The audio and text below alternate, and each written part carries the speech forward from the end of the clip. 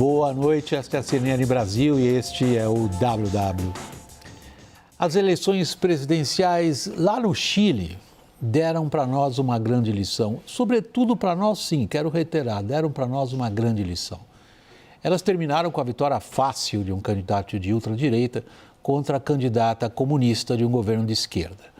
O resultado em si já tem importantes lições políticas quando a gente verifica a subida de movimentos de direita aqui na região, ajudados, inspirados ou não em Trump, esses movimentos de direita, e vê as dificuldades de governos de esquerda na América do Sul. Mas a lição principal do Chile para nós é de outro tipo. É como está sendo feita a transição de governo. Tanto a referida candidata comunista como o presidente de esquerda reconheceram imediatamente a derrota. Telefonaram, felicitaram o vencedor. O presidente de esquerda que está deixando o cargo fez questão de tirar fotos cumprimentando o direitista que vai ocupar o lugar dele. Mais ainda, embora tivesse se xingado o suficiente durante a campanha, ambos falaram em algum tipo de união nacional, embora encabecem projetos políticos diametralmente opostos. Abre aspas. Foi um encontro positivo e republicano, disse o presidente eleito, o direitista. Continua o que ele disse. O que precisamos são de políticas de Estado para temas prioritários, fecha aspas. Ele disse isso depois do encontro dele com o presidente Boric, o que perdeu. O Chile é um país muito menor que o Brasil, ok, essa é uma diferença importante. A população do Chile é mais ou menos a do Rio de Janeiro. Era uma democracia consolidada até ser destruída por uma das ditaduras militares mais sanguinárias da região e não faltaram elas. Isso já faz mais de 50, ou em torno de 50 anos. Depois, o Chile veio alternando na redemocratização governos de esquerda e de direita e eles foram ficando cada vez mais polarizados, cada vez mais distantes entre si, no campo das ideias e no campo das propostas. Mesmo assim, parecem capazes os chilenos de preservar essa importância do gesto político. Civilidade na política nunca é demais e nunca é ruim. Nessa edição, vamos tratar também da continuação da queda de braço entre Supremo e Congresso pela demarcação de terras indígenas e do orçamento de 2026 em risco. Vamos aos participantes da roda. Inicialmente, nosso time, Daniel Hittner em Brasília, Thaís Herédia e Caio Junqueira. Quando junta está todo mundo, eu sou obrigado a celebrar, afinal de contas, é o time. Papai Noel antecipado. Vamos lá. Nessa semana, o Supremo Tribunal Federal analisa ações que tratam do marco temporal para a demarcação de terras indígenas. Até aqui, 2 ministros, três na verdade, Zanin também, atualizando. Gilmar Mendes, Flávio Dino e Zanin votaram pela inconstitucionalidade da matéria. Este é o mais atual entre os vários embates entre judiciário e legislativo, também sobre esse assunto. Direto de Brasília, Pedro Teixeira. As últimas informações sobre o caso ao vivo. Boa noite, Pedro. Tudo bem, William? Boa noite para você, para todo mundo que nos acompanha aqui no WW. Pois é, placar de 3-0 pela inconstitucionalidade da lei que foi aprovada no Congresso Nacional. É bem verdade que foi vetada pelo presidente Lula, o veto foi derrubado no Congresso e trata justamente do marco temporal para a demarcação de terras indígenas, estabelece a promulgação da Constituição em 5 de outubro de 1988 como um parâmetro para a consideração ali, para decidir se indígenas têm direito ou não aos territórios que são ocupados por eles. É uma lei defendida pelo agronegócio, por exemplo, e questionada por ambientalistas. A discussão da lei foi levada ao Supremo Tribunal Federal depois da derrubada do veto do presidente Lula. No início do ano, o ministro Gilmar Mendes, que é o relator deste caso, estabeleceu a derrubada da lei para que o Supremo pudesse desenhar um debate, ali uma discussão para tentar encontrar um consenso sobre este assunto. O caso foi agora julgamento no Supremo Tribunal Federal em plenário virtual. O plenário segue até o próximo dia 18. É bem verdade que algum ministro pode pedir vista, ou seja, mais tempo para análise do caso ou destaque, pedindo para que o debate seja levado ao plenário físico do Supremo Tribunal Federal. O Congresso já desenhou uma reação, viu, William? No início do mês, eles aprovaram uma PEC, ou seja, uma alteração na Constituição estabelecendo a data de 5 de outubro de 1988 como a data para a demarcação de terras indígenas. O texto ainda precisa ser analisado na Câmara dos Deputados. Volto contigo. Obrigado, Pedro. Boa noite para você aí em Brasília. E para Brasília a gente continua indo. Agora com Daniel Hittner. Daniel, a gente verifica, e aí, olha, sem ironia, a gente tem o Legislativo legislando a respeito disso, o STF também. O STF assumiu as suas funções, né, com o nosso novo normal. E o Executivo? Então, William, aqui em Brasília virou meio que uma praxe no Congresso, o Congresso interpretar que está sempre jogando um contra dois, que no final das contas, Executivo e Judiciário atuam numa dobradinha sempre. Mas hoje, curiosamente, o governo não gostou do voto do relator da ação, Gilmar Mendes. O Ministério dos Povos Indígenas, que é quem mais tem acompanhado essa questão, fez uma extensa análise do voto do Gilmar Mendes e notou ali 3 pontos em que, para eles, há um erro que prejudica o marco temporal. Então, o Gilmar Mendes e outros ministros estão seguindo a tese da inconstitucionalidade, mas para o governo não está bom não. Exemplifico. Gilmar Mendes diz que a obrigação de restituir o território tradicional dos povos indígenas não é uma obrigação absoluta, que em alguns casos isso pode ser feito mediante uma compensação de outras terras. O Ministério entende que não é possível isso. O Gilmar mostra que, para caso de exploração de atividades econômicas, por exemplo, uma ferrogrão, a usina de Belo Monte, que se faz a consulta prévia aos povos indígenas, que estabelece a Resolução 169 da Organização Internacional do Trabalho, mas que ela não é uma obrigação, ela não é vinculante. O governo está dizendo, não, pera lá, existe um tratado internacional e isso é vinculante, sim, senhor. E terceiro ponto é que, na visão do governo, o voto do Gilmar, seguido pelos 2 demais ministros, torna a demarcação de novas terras indígenas um ritual mais complexo. E o governo diz, olha, não há omissão regulatória nesse assunto. O STF pode até facilitar, mas jamais tornar mais complexo o processo de demarcação das terras indígenas. Portanto, o Legislativo ficou satisfeito? Absolutamente não. Mas o governo também não ficou satisfeito com o voto de Gilmar. Então deve ter gostado também do voto do Flávio Dino. O Flávio Dino diz, olha, as demarcações têm que seguir um outro rito e muda a hierarquia de quem é responsável por elas, Caio. William, esse caso é um dos casos em que não tem acordo, né, entre Congresso e Judiciário, né? Tem casos que tem acordo, a gente viu isso a semana passada, adiamento da lei do impeachment, dosimetria tem acordo entre Judiciário e Congresso, mas tem casos que não tem. Um deles é emendas, destino de emendas, fiscalização de emendas, esse problema ainda persiste. E no caso do marco temporal é um caso sagrado para os dois lados. O Supremo Tribunal Federal quer legislar, ele avança, o voto do Gilmar é nesse sentido, de legislar, tanto que é o governo que regula essas questões não gosta do voto deles. E no Congresso, a bancada ruralista, os ruralistas que dominam o Congresso também rejeitam, já aprovaram no Senado uma PEC que certamente vai ser aprovado no Senado também, em sentido contrário à decisão do Supremo, na Câmara, perdão. Isso. Claro, para isso.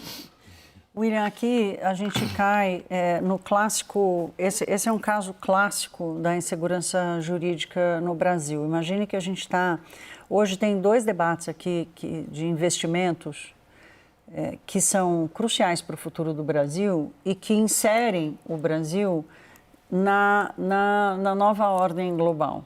Data centers e minerais raros. são dois investimentos bilionários que o mundo inteiro considera o Brasil de alguma forma, mas morre de medo da regulação. Então, tem uma questão regulatória, mas tem uma questão também da percepção da segurança jurídica. E esse caso do marco das demarcações, do marco temporal, é um deles que gera preocupação. Imagine que você vai criar uma área de exploração e de refino de minerais raros aqui no Brasil. E aí, de repente, você vai descobrir que aquela área, o pedaço dela, tem uma disputa pela demarcação. Quanto tempo aquilo pode levar? Quantos investimentos em mineração, em exploração aqui no Brasil não foram para frente porque ficaram travados por questões ambientais, por um lado, mas também por questionamentos em função das demarcações. Então, tem duas coisas no que você está assinalando que trazem insegurança. Uma, de quem é a área. 2, o que se pode fazer nessa área de quem quer que seja o responsável. Daniel, o Flávio Dino tentou avançar um pouco nisso. A gente viu como a Frente Parlamentar, a FPA, atuou do ponto de vista de quem precisa entender, afinal de contas, o que se pode e o que não se pode em termos de propriedade da terra. No fundo, é disso que se trata. Agora, o Dino, ele interfere também na hierarquia dos órgãos federais responsáveis pela demarcação. Como que vai ficar? William, eu tenho que confessar aqui, em frente a todo mundo, que eu me debrucei sobre o voto do Gilmar e não acompanhei com a devida atenção o voto do Flávio Dino. Mas, assim, o que a gente tem aqui, acho que é pertinente dizer, puxa, o Supremo, depois de quase 30 anos de omissão do Congresso Nacional, mais de 30 anos até, acabou se pronunciando em 2023 e 2024 sobre o assunto. Depois, o Congresso aprovou uma lei vetada e derrubou o veto. O Supremo julga de novo a inconstitucionalidade. O Congresso vai e está a ponto de aprovar uma PEC, que já foi aprovada no Senado, agora muito provavelmente vai ser na Câmara, dizendo, olha, eu tenho um normativo superior ao seu julgamento, porque eu estou mexendo aqui na Constituição, logo isso se sobrepõe ao julgamento. E aí o Supremo está dizendo, eu estou lidando com cláusula pétrea. O problema que a Thaís está levantando de segurança jurídica é que, poxa, a gente já está repetindo o julgamento. E numa dessas a gente viu casos iguais e não tão antigos, por exemplo, a questão da coisa julgada, que é uma matéria tributária absolutamente relevante, em que depois de um tempinho, o que estava decidido passa a não ser mais decidido. Então muda a composição do tribunal, muda uma lei, a PEC, logo o que o tribunal decidiu também não está válido, a gente goste ou não. E é esse tipo de insegurança jurídica que é ruim para todo mundo, para quem defende marco temporal, mas também para o produtor que está cansado dessa insegurança. O que Desculpa, Thaís, prossiga. Não é só muda a composição do STF, às vezes tem acontecido com frequência, Daniel, é o mesmo juiz que muda de ideia. Que muda de ideia, tomou uma decisão lá e hoje toma outra. Você tem prisão em segunda instância, é um caso clássico, né? No período de 5 anos você revoluciona todo o impacto político aí no país, que é a revisão da segunda instância que acabou permitindo que o Lula pudesse ser candidato. Nessa questão do marco temporal, o STF tentou algo, se não me engano o Gilmar que estava à frente disso também, que era a Câmara de Conciliação. Um bocado de constitucionalistas achou isso estranho. Falei, Câmara de Conciliação, você tentava entre capital e trabalho, por exemplo. Né? Na sociedade civil, agora o Judiciário cria uma Câmara de Conciliação. Na questão do marco temporal, não foi muito adiante porque uns dos participantes mais relevantes, os indígenas, abandonaram a Câmara de Conciliação. As propostas, quer dizer, as demandas que eles tinham eram irredutíveis, eram absolutas. Agora tem o Congresso numa queda de braço importante com o Judiciário nessa questão. Como é que isso vai se desenvolver? Não, vai se desenvolver que a Câmara vai aprovar a PEC, muito provavelmente alguma associação, muito provavelmente ligada às comunidades indígenas vão questionar o Supremo de novo para que essa PEC seja julgada inconstitucional. Essa Câmara de Conciliação, na verdade, as câmaras de conciliação, elas são um fenômeno recente, de 2 anos para cá. no qual o Supremo, alvejado por críticas de um intenso ativismo judicial, falou, poxa, não, eu vou começar a fazer Câmara de Conciliação. Neste caso não deu certo. Tiveram casos que deram certo, mas nesse caso não deu certo, porque esse caso é um caso clássico da dificuldade da conciliação. Primeiro, de você pegar produtores rurais que estão lá há 100 anos, tem gente que está tem gente, acho que é no Paraná, que foram terras dadas por Getúlio Vargas para colonização, né? Ou seja, terras dadas pelo Poder Executivo Central, e aí eles fizeram os investimentos, e aí, quase 100 anos depois, né? Se a gente considerar Getúlio 1930, tem uma nova decisão, uma revisão, então o mesmo Estado que te deu aquela terra, ele passa a tirar aquela terra e com todos os investimentos e desenvolvimento que foram feitos. É um caso clássico de uma dificuldade tremenda de não haver conciliação, e mais do que isso, a não solução leva a um impasse violento, porque desde a primeira decisão, a mais recente do marco temporal, cresceram os confrontos. Sim. Entre indígenas, entre sem terra, entre produtores, porque passou-se a haver esses movimentos que aqueles produtores estavam em terras que não lhes pertenciam. E aí eles vão defender, daí entra direito de propriedade, entra a interpretação do Supremo e vira uma confusão tremenda. Então, aí que há uma questão, por favor, prossiga, o Daniel está me pedindo a palavra. É só para amarrar aqui um raciocínio do Caio, nos últimos 10 anos o Supremo homologou 50 acordos de conciliação, não chegou a um acordo em 26, lembra o caso do IOF, da alta do IOF, e tem 43 casos em análise. E os juristas mais puristas, vamos dizer assim, vão dizer, olha, o Supremo não cabe conciliar, ele decide ou não decide. A questão que eu ia passar para você, Daniel, acho que continua, é a seguinte. Por mais que a gente se debruce sobre os aspectos jurídicos, digamos, entre aspas, técnicos dessa questão, me parece que a única solução possível é política, porque as posições de partida são absolutistas. Há alguma perspectiva que isso aconteça? William, eu posso estar errado, mas não consigo enxergar, porque num processo em que, como eu disse, a Câmara e o Senado ficaram décadas sem se manifestar, depois decidem isso por uma lei ordinária, o Supremo derruba, decidem isso, tentam decidir isso por uma PEC, o Supremo derruba novamente, o governo não converge com o Legislativo. Não me parece que há um mínimo espaço ali para conciliação, como não houve a conciliação. Então, me parece que esse impasse e enfrentamento institucional continuará perdurando. Obrigado, Daniel. Thaís, Caio, a gente vai para o intervalo. Na volta, o Congresso, na reta final do ano, forte pressão e votações importantes do orçamento estão em risco. Até já.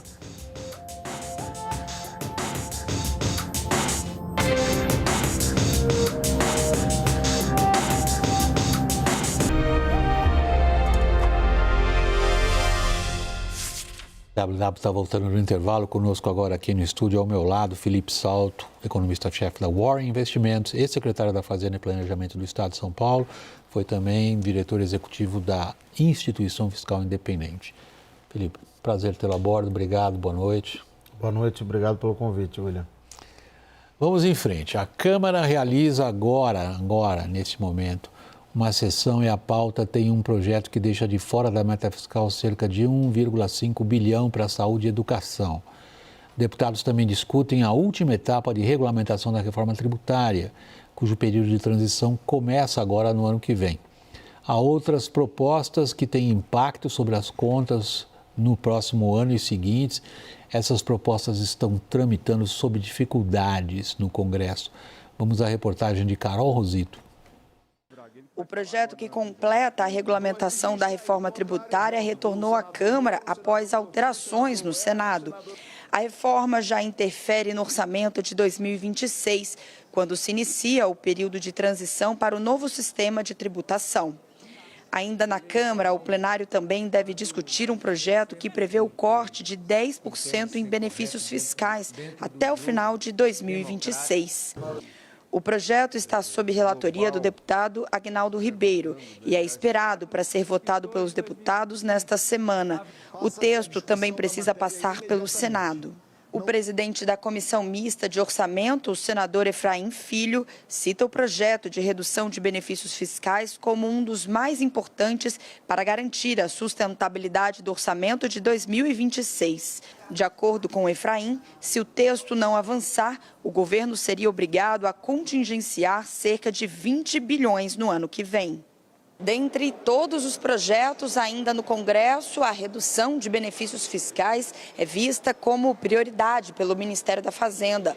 A pasta considera a aprovação da proposta essencial para garantir que o governo encerre o ano que vem com superávit primário.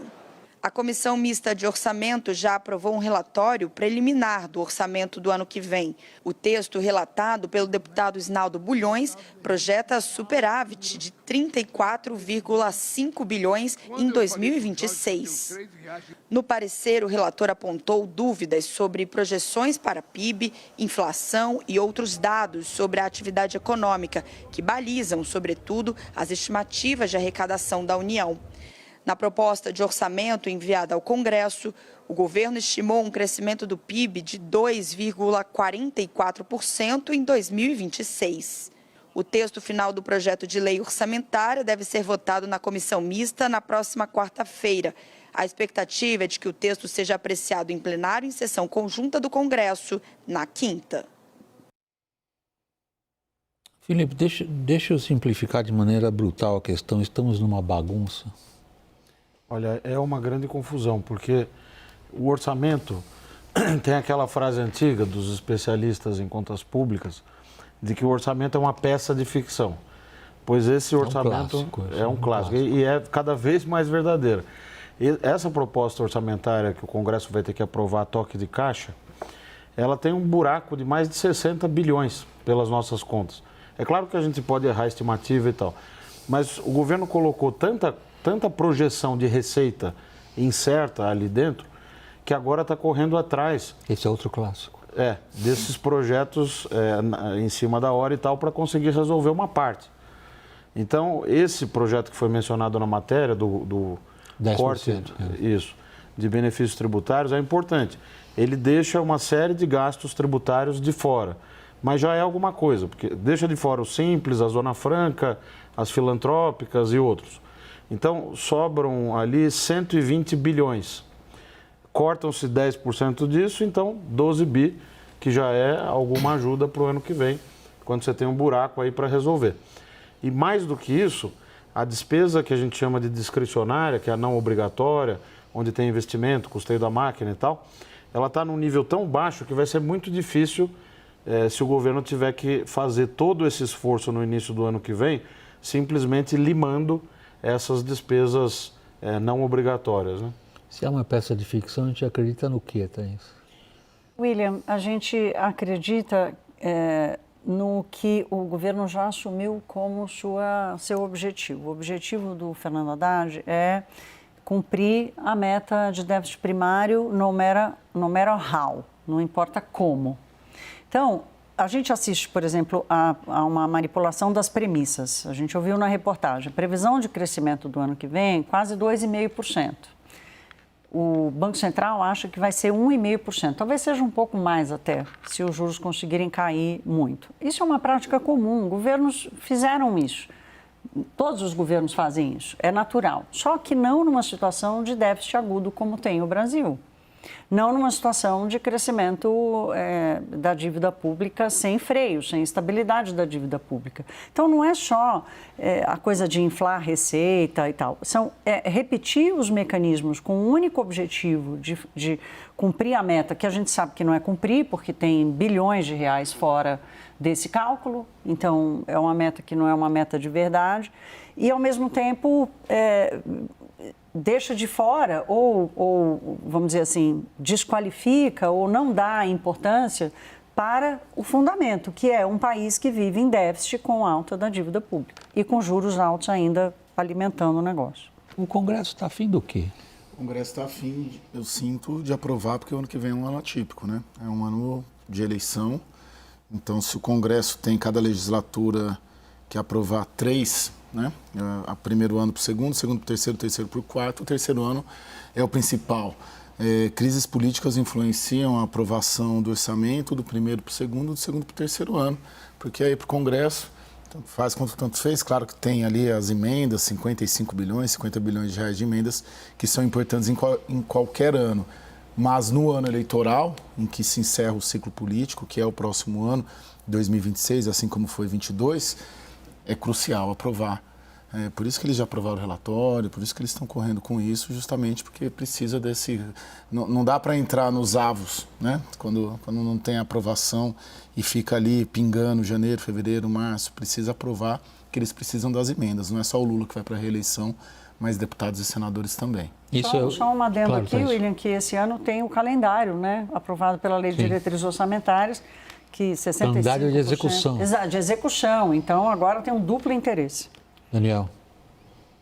William, o Felipe Salto estava comentando aqui, a gente falou isso na nossa reportagem, sobre o corte linear de gasto tributário. O governo acha que economiza uns 20 bilhões com isso. O Felipe mencionou uma cifra um pouco menor de 12 bilhões, mas eu queria destacar uma tremenda contradição dessas que a gente vive o tempo todo aqui no Brasil. Até sexta-feira, Lula precisa sancionar ou vetar, e a nossa apuração é de que ele vai sancionar com um ou outro vetozinho ali em alguma parte, mas vai sancionar um novo regime de incentivos para a indústria química, esse regime vai se chamar PRESIC, que prevê 15 bilhões de reais de incentivos fiscais entre 2027 e 2031, na mesma semana em que o Congresso está votando um corte linear dos outros incentivos tributários. A gente reconhece o que a indústria química está passando aqui, tem 40% de ociosidade, recorde negativo na balança comercial, com uma enxurrada de importações, China e Índia vendendo produtos químicos a rodo porque compram petróleo e gás barato da Rússia, que precisa despejar nesses mercados ali os seus combustíveis fósseis. Tudo bem, agora... depender de um projeto que corta o gasto tributário de um lado e na mesma semana aprovar, sancionar outro que distribui 15 bilhões, é uma daquelas contradições que a gente só vê no Brasil. Felipe, a gente tem a sensação, gostaria muito de ouvi-lo a respeito dessa sensação que a gente tem, que cada vez menos os analistas se preocupam em determinar se de fato o governo conseguiu cumprir aquilo que ele disse que ia cumprir nas metas do arcabouço fiscal, que parece ter perdido completamente a credibilidade.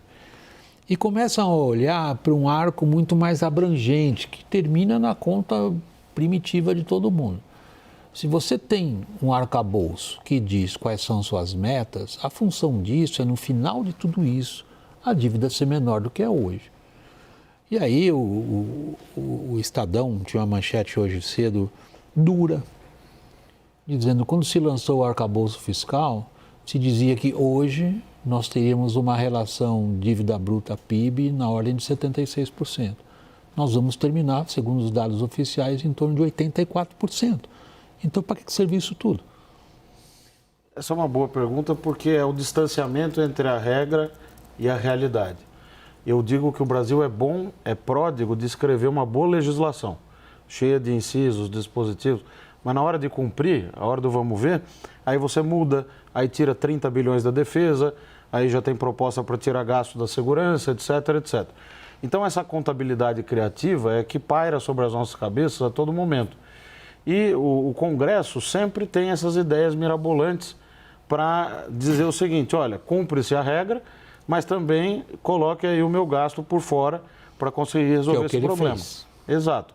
Então, quando a gente olha os números, William, para o ano que vem, a nossa projeção é um déficit de mais de 90 bilhões.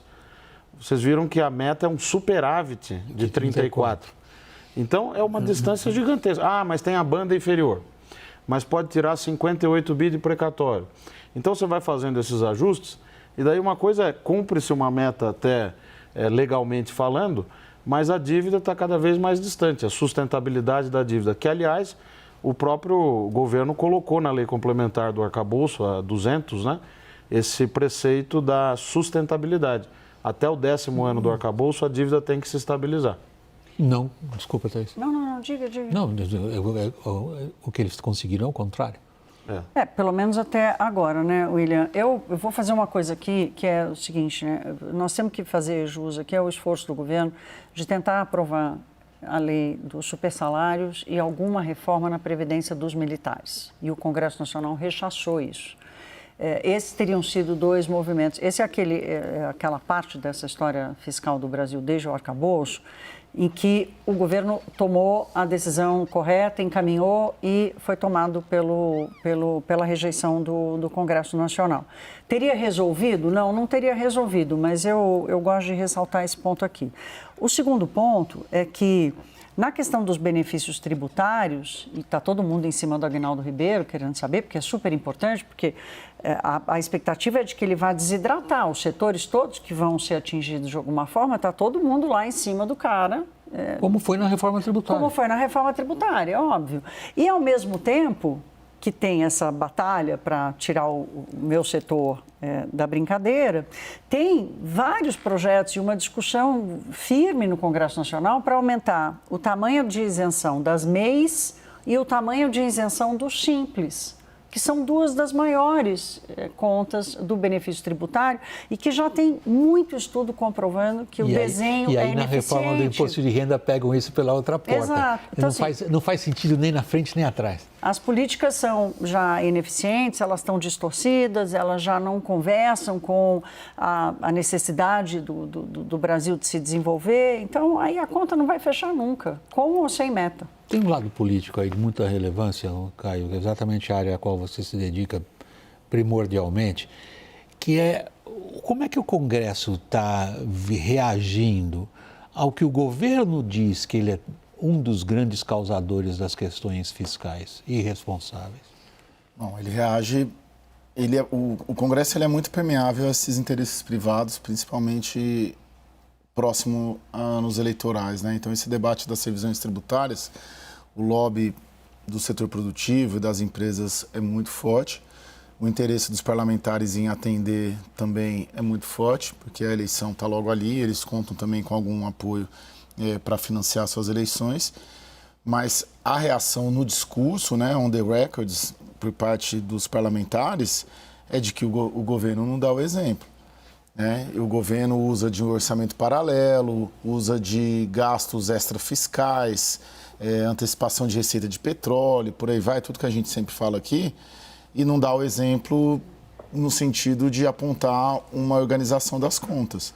E delega para o Congresso projetos como os dois que a Thaís citou, que o Congresso, sim, não abraça, mas o Congresso entende que o governo não abraça também reforma administrativa, por exemplo. Claro. Então, os dois lados ficam com desculpas e com justificativas factíveis, porque, de fato, o governo Lula não abraça a reforma administrativa e, de fato, o Congresso não abraça o projeto dos supersalários. Só pegar esse ponto que você mencionou, super atual. Vai andar ou não vai o negócio administrativo? O Hugo Mota dizendo que vai? William, para de não, cobrar eu estou te provocando, o Congresso enfim. também de reforma administrativa. Né? É o que está falando, é o que ele está falando. Mas, ó, você está pegando o Daniel no laço. Deixa eu dar para vocês um exemplo para a gente não falar só de forma abstrata. Na semana passada, houve um excelente seminário na Câmara dos Deputados, com a presença de muita gente do Executivo e, obviamente, do próprio Congresso, do TCU, sobre os 2 anos de arcabouço fiscal. E quem falou de uma forma absolutamente louvável ali, teceu excelentes reflexões, foi o antigo relator do arcabouço fiscal, o deputado Cláudio Cajado, que não é um deputado de baixo clero. Ele conduziu excelentes discussões na relatoria do arcabouço fiscal. Aí eu fui ver, só por curiosidade, como andou votando o Cláudio Cajado em algumas votações importantes, por exemplo, que comprometem o arcabouço fiscal. Ele votou a favor da PEC na Câmara dos Deputados, que dá aposentadoria especial para agentes de saúde. Ele votou a favor de um novo penduricalho que extrapola o teto constitucional para os servidores do TCU. Ele votou a favor de excetuar gastos de defesa do arcabouço fiscal. Então, é uma maravilha falar em tese, é uma maravilha fazer discurso. Na hora do vamos ver, o voto dos parlamentares ou as iniciativas do governo não correspondem a esse discurso. Para terminar, que a gente tem um pouquinho menos de um minuto, Felipe Salto, como é que vai ficar em 2027? 2027 é a hora da verdade. Eu tenho dito que ganhe quem ganhar a eleição, a realidade vai se impor. Porque o ajuste que vai ser necessário é gigantesco.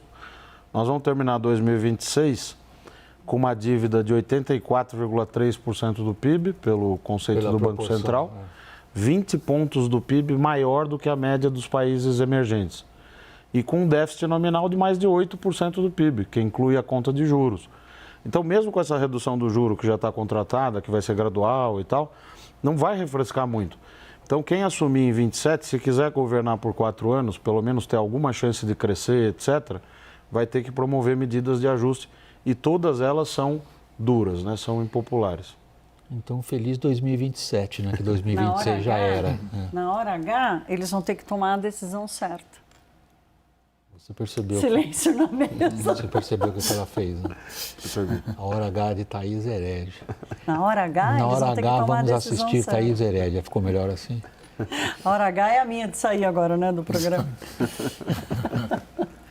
Obrigado, Thaís. Boa noite. Daniel Rittino, boa noite também. Caio. E principalmente a você, Felipe Salto, pela disposição de estar aqui na bancada conosco, tolerando tudo isso que a gente faz aqui. Imagina, é um prazer e aprendo sempre. Obrigado e boa noite. A gente vai para o intervalo, pessoal, na volta. José Antônio Cast vence a eleição com ampla vantagem, a direita volta ao poder no Chile e tem uma lição aí para nós. Até já.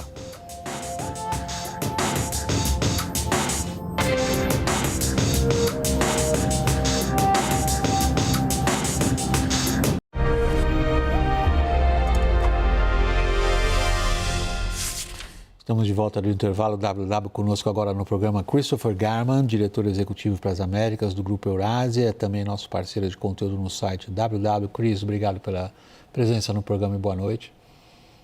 Boa noite, William, Lorival, prazer estar aqui com vocês. E o nosso Lorival Santana, boa noite, Lorival.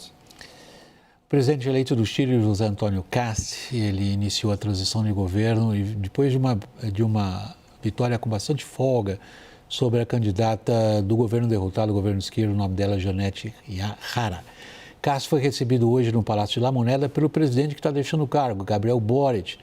Ele sai em março. Nossa correspondente da América Latina, Luciana Tadeu, com as últimas informações, direto de Santiago. Confira.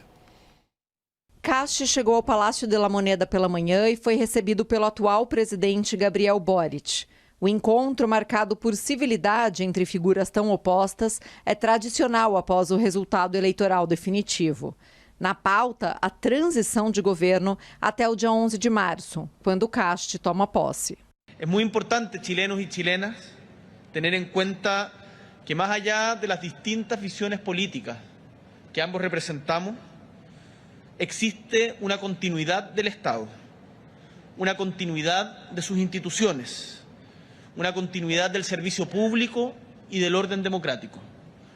Quienes hoy día habitamos el Palacio de la Moneda somos aves de paso, también lo serán los que vengan, y cada uno de nosotros construye sobre lo que han hecho quienes nos antecedieron. A eleição deste domingo dá continuidade a uma alternância de poder entre a esquerda e a direita que já dura 15 anos no Chile. A previsão é que o governo de Cast seja o mais à direita desde o retorno da democracia em 1990. Filho de alemães, Cast é o menor de 10 irmãos. Advogado de 59 anos, ele já foi deputado e chega ao poder na terceira tentativa de conquistar a presidência. Um dos seus irmãos, Miguel Cast, foi ministro de Augusto Pinochet. O próprio Cast, na juventude, defendeu a permanência do ditador chileno no poder. Uma das principais propostas do agora presidente eleito é cortar 6 bilhões de dólares de gastos públicos nos 18 primeiros meses de governo. O político da direita aposta em reduzir ministérios, enxugar a máquina pública e atrair mais investidores internacionais. Na segurança, tema que dominou a campanha eleitoral, ele promete tolerância zero com a criminalidade e quer conter a imigração irregular, sobretudo pela fronteira norte do Chile. Não somente os cidadãos têm que cumprir, também o Estado tem que cumprir. E en esto hay que ser também muy claro, muy preciso. Vamos a restablecer la ley, vamos a restablecer el respeto a la ley en todas las regiones, sin excepciones, sin privilegios. Kast afirma que expulsará todos os estrangeiros sem autorização para estar no país. Ele deu o dia da posse como prazo para que todos abandonem o território chileno. O presidente eleito também deve mudar a direção do governo nas relações internacionais. Enquanto Boric reforçou um alinhamento com a esquerda sul-americana, Kast deve colocar o Chile no eixo de Javier Milei na Argentina e Donald Trump nos Estados Unidos. O presidente eleito do Chile fará sua primeira viagem internacional nesta terça-feira para a Argentina, onde se reunirá com Javier Milei na Casa Rosada. Luciana Tadeu, de Santiago, para a CNN Brasil. Chris, independente do valor que a gente possa atribuir àquela imagem, por exemplo, são dois personagens políticos bastante antagônicos. Eles se xingaram durante a campanha eleitoral para valer. É uma diferença muito grande quando a gente tinha no Chile um social-democrata, um democrata cristão. As posições políticas dos grupos de esquerda e de direita se afastaram consideravelmente.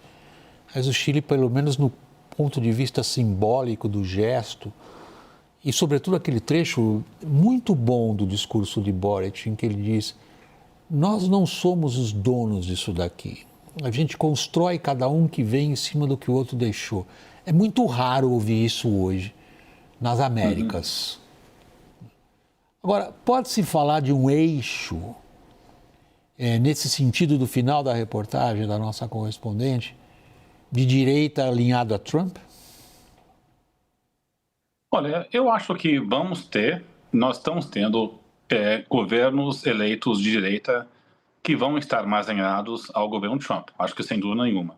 A gente olha a eleição da Bolívia, a eleição no Chile, a provável vitória da direita, ou pelo menos centro-direita, na Colômbia. Todos esses governos vão estar mais alinhados ideologicamente com o governo Trump, vão estar focados em termos de segurança, e que é um tema também que o governo Trump está focando no combate ao narcotráfico na região, e vão buscar realçar laços com a Casa Branca. Eu diria que sim. Mas eu colocaria uma distinção, William, entre os governos da direita na América do Sul e os governos da direita na América Central como um todo. Porque a América Central são países que dependem muito mais dos Estados Unidos do que da América do Sul. Então, eu diria que a capacidade, ou temas que o Washington está muito mais preocupados, impactam a América Central muito mais do que a América do Sul. Então, são alinhados, sim, mas, ao mesmo tempo, o Washington não está exigindo muitas coisas de Chile, mesmo no governo da esquerda do Gabriel Boric. Mas, na retórica, certamente vamos ter um governo mais alinhado e, sem dúvida nenhuma, a Casa Branca vai alardear o fato que nós temos governos mais amigáveis à agenda do Donald Trump na região. Aqui do lado, a Casa Branca conseguiu um acordo importante hoje com o Paraguai. É outra mudança de governo. Uma mudança, comparada do Chile, não tão acentuada, ou a da Bolívia não tão acentuada, mas uma mudança importante que houve no Paraguai recentemente também. Levou a um acordo de cooperação já com a Casa Branca. Isso sinaliza o quê? O Paraguai é o país que tem mais integrantes do PCC depois do Brasil. Segundo a inteligência brasileira, um dado recente, eram 699 integrantes do PCC no Paraguai, que é um país pequeno, né? E os Estados Unidos pressionam o Brasil a classificar as organizações criminosas como terroristas, e esse acordo prevê presença militar americana no Paraguai, né? Que é um país vizinho, que tem a tríplice fronteira, que além do PCC tem outros grupos do narcotráfico, né, do crime organizado, ligados ao Brasil.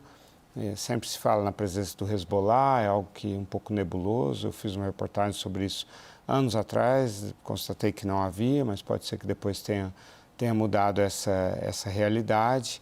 Tem lá um grupo terrorista, o EPP, o Exército Popular Paraguaio, que é um grupo guerrilheiro, que faz sequestros, faz assassinatos e tal, mas que está muito enfraquecido.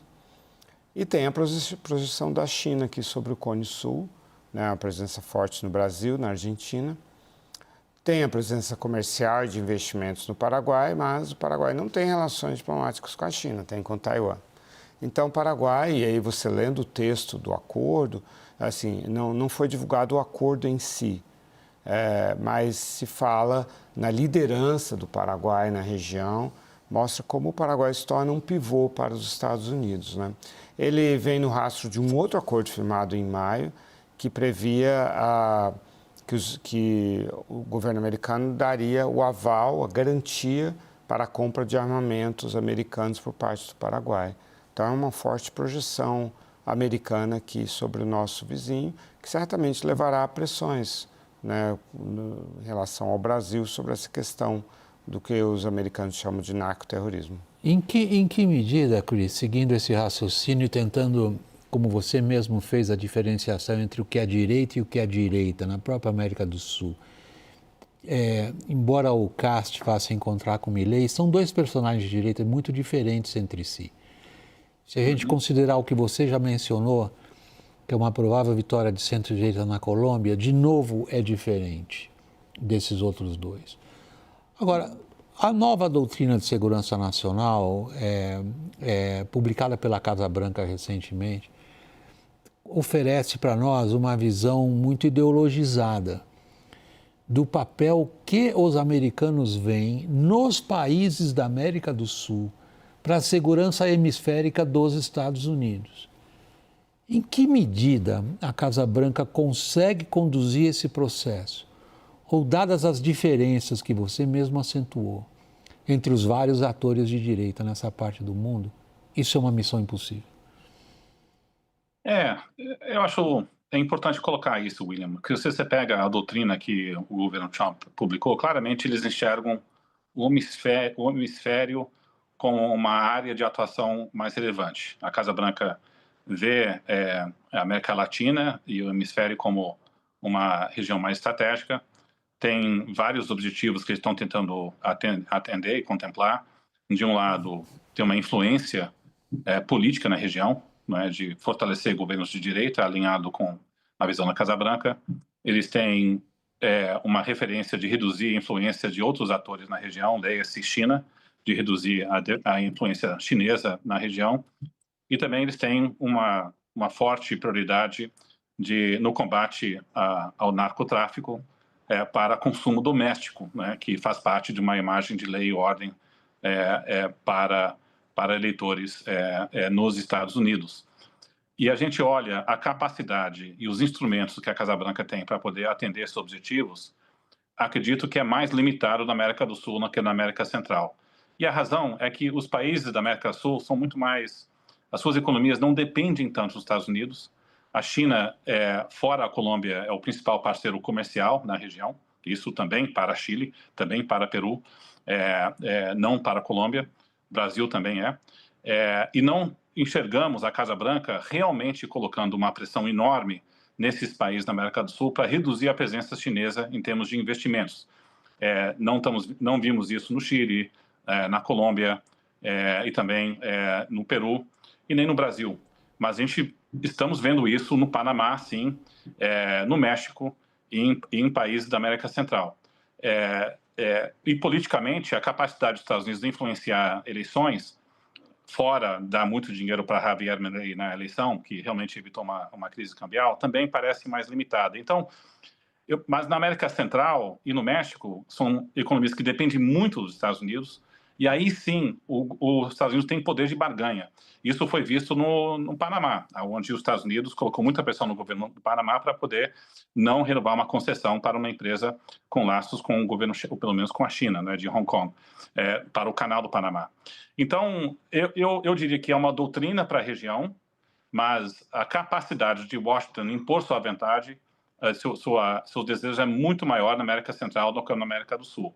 Mas isso não significa que Washington não vai fazer acordos de cooperação com governos mais alinhados, acordo de cooperação no combate ao narcotráfico, e podemos ter, né, uma retórica mais alinhada com Washington por esses países. Mas acredito que Washington vai cantar de galo mais do que a sua influência particularmente olhando na América do Sul. Lourival, por último, um fator decisivo na eleição chilena, essa última, mais recente, foi a questão de segurança, criminalidade. E aí surgiu o nome do presidente de El Salvador novamente no contexto político chileno, como surgiu no Brasil, diretamente, Bukele. Temos Bukele como o que é a almejada política de segurança de direitas sul-americanas? Eu acho que sim, né? A gente viu aqui no Brasil também, né, uma certa idolatria quase, não é uma palavra muito forte, mas uma grande admiração, né, um grande apoio às políticas do Bukele, que são muito radicais e atropelam direitos humanos, mas obtiveram resultados importantes também, porque realmente El Salvador estava muito mais caótico antes do que agora, né? O Cast, ele, diferentemente do Trump, por exemplo, ele vai enfrentar limites muito fortes no Congresso. O Partido Republicano de José Antônio Cast está longe de ter a maioria na Câmara e no Senado. Então, ele vai ter que negociar com a centro-direita na Câmara e até com o centro no Senado. Então, ele vai ter de fazer concessões, né? Sobretudo nas questões culturais, aborto, homossexuais, essas questões ele não vai conseguir... Onde ele na campanha já saiu um pouco de lado. Né? Agora, nessa questão da segurança pública, eu acho que existe um grande apoio a essas medidas de expulsão de imigrantes, de ser mais duro, porque a criminalidade realmente espantou muito os chilenos. Eu acho que aí você tem um consenso que vai do centro até a extrema-direita, né? Então, nesse ponto, ele terá apoio do Congresso para fazer essas mudanças. Mas, em outros aspectos, o Congresso vai moderar bastante o governo de Castro. Chris, por último, eu tenho um pouquinho menos de um minuto. É segurança pública o fator político definidor de todas as eleições aqui na área? Certamente parece isso, William. É a principal preocupação eleitoral em quase a maioria dos países da América do Sul. E certamente vai ser um fator importante para o Brasil também em 2026. É o calcanhar de Aquiles da reeleição do presidente Lula. Chris, começando por você, Christopher Garman, diretor executivo para as Américas do Grupo Eurasa, nosso parceiro de conteúdo no site www. Chris, um prazer tê-lo a bordo mais uma vez. Obrigado, boa noite. Boa noite, um prazer, William. Igualmente, Lorival, obrigado, boa noite para você. Essa edição do WW fica por aqui, pessoal. Muito obrigado e boa noite.